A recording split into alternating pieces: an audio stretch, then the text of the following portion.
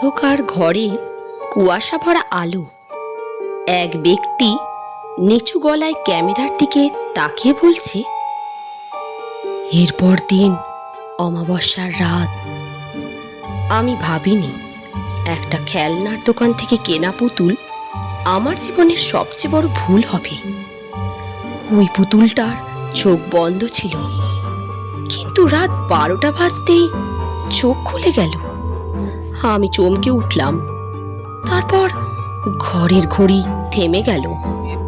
তারপর কানে ভেসে এলো সেই কণ্ঠস্বর, চুক্তি হয়ে গেছে, এখন প্রতি অমাবস্যায় একজন চাই। আমি চাইলেও পারবো না কিছু করতে, কারণ জানি আমার নাম, আমার রক্তের গন্ধ, এমনকি কার দরজায় নেক্সট হবে কড়া নাড়তে। আজ তুমি একা আছো তো?